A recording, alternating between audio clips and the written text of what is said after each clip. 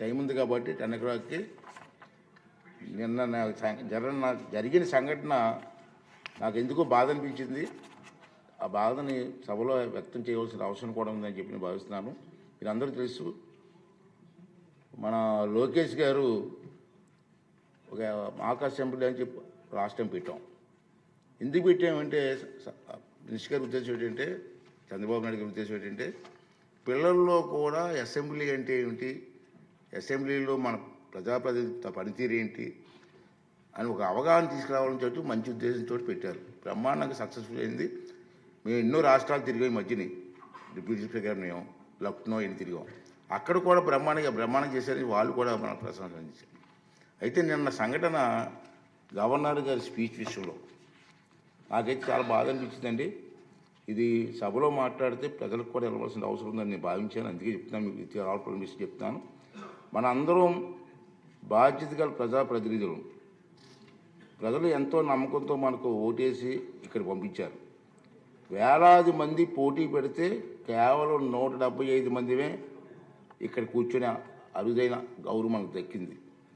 మనం ఏ పని చేస్తున్నా, సభలో ఉన్న, సభ వెలుపల ఉన్న ఈ విషయం గుర్తుంచుకోవాలి. సభా గౌరవాన్ని పెంచకపోతే పర్వాలేదు, కానీ దిగజార్చే హక్కు మాత్రం మనకు లేదు అన్న విషయాన్ని ప్రతి ఒక్కరు గుర్తుంచుకోవాల్సినటువంటి అవసరం ఉంది. దురదృష్టవశాత్తు నిన్న మనం ఆహ్వానం మేరకు సభకు వచ్చేసిన గవర్నర్ గారు ప్రసంగిస్తుండగా మనం చూసిన దృశ్యాలు మనకు ఖచ్చితంగా తలవంపులు తెచ్చేవే. చాలా బాధ అనిపించేది. ప్రజలు మన నడవడికని నిశ్చంతగా కనిపెడుతూ చూస్తూనే ఉంటారు. అవకాశం దొరికినప్పుడు బుద్ధి చెప్పడానికి వెనకాడరు. నాకు మరీ బాధ కలిగిన విషయం ఏంటంటే, విద్యార్థుల్లో చట్టసభలు అంటే అవగాహన పెంచే ఉద్దేశంతో వారిని సభా కార్యక్రమాలకి చూసేందుకు ఆహ్వానించాను. రాష్ట్రంలో ఉన్నటువంటి అన్ని స్కూల్స్కి అన్నిటి కూడా మెసేజ్ పంపించి, ఇలాగ అసెంబ్లీ జరుగుతుంది, మీకు ఇంట్రెస్ట్ ఉన్న వాళ్ళ స్కూల్స్ ఎవరు ఉంటే మాకు మెసేజ్ ఇవ్వమని చెప్పి నేను అందరిని ఆహ్వానిస్తే చాలామంది వచ్చారు.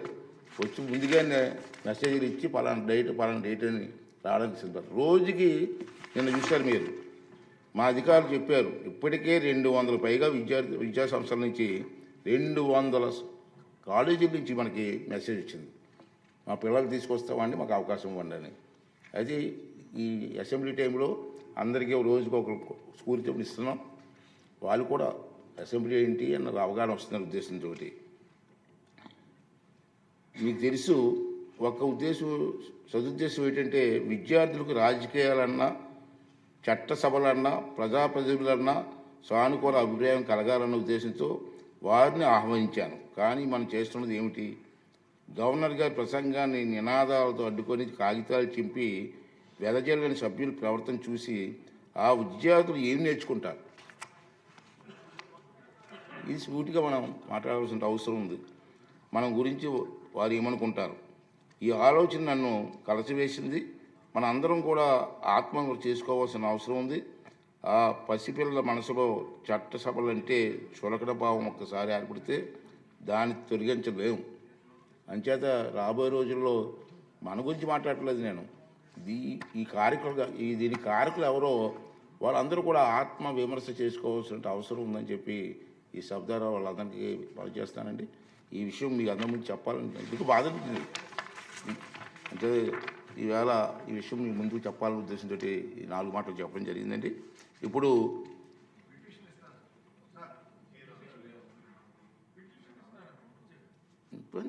పిటిషన్ తీసుకోమండి. ఇప్పుడు క్వశ్చన్ అవర్ పూర్తయింది. 0 అవర్ స్టార్ట్ చేద్దామండి. డిప్యూటీ స్పీకర్ గారు.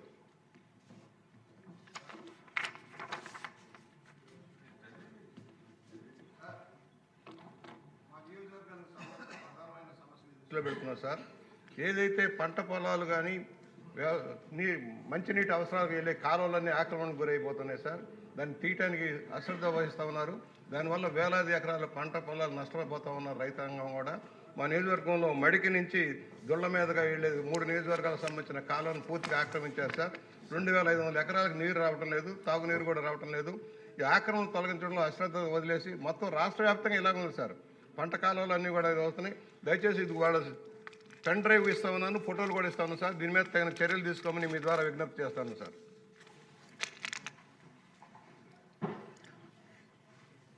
పంపించండి.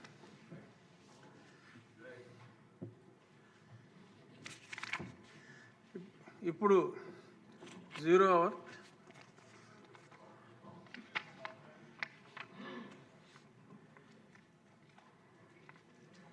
ముందుగా కాకర్ల సురేష్ గారు.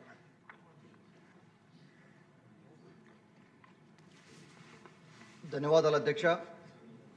ఇది ఉదయగిరి నియోజకవర్గంలో ఉన్న 30,000 పేద కుటుంబాలకు సంబంధించిన డ్రింకింగ్ వాటర్ సమస్య అధ్యక్ష. నేను ఈ సభలో 2 సార్లు ప్రస్తావించడం జరిగింది.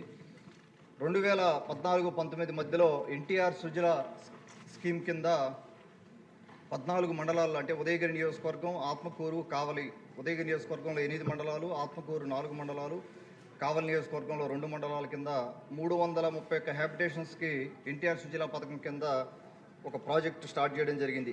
మదర్ ప్లాంట్స్ పెట్టి 190 డిస్పెన్సరీ యూనిట్స్ పెట్టి, ఇటువంటి డిస్పెన్సరీ యూనిట్స్ దాదాపుగా 700 పైగా పెట్టడం జరిగింది.